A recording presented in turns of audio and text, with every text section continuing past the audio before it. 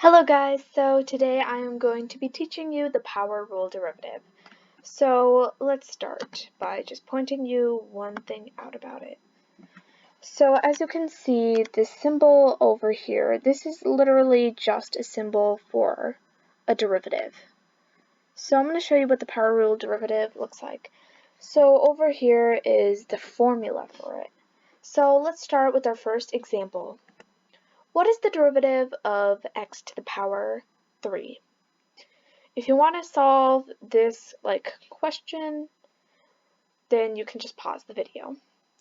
So I'm going to be moving on to the work I did to solve this problem.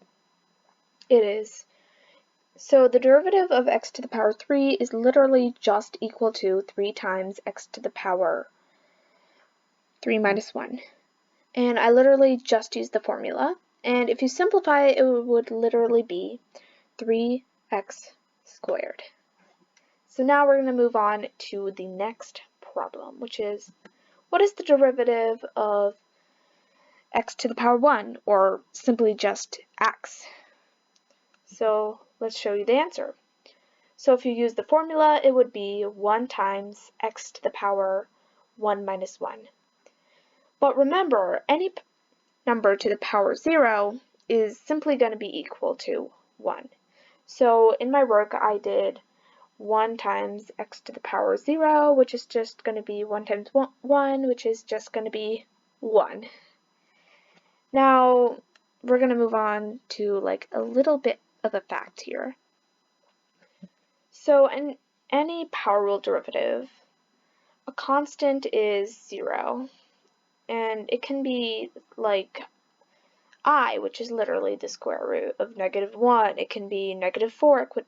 It can be -5. It can be negative bazillion. It can be -1. It can be anything. It can be any constant, such as 2, 3, 4, 5, 6, and so on.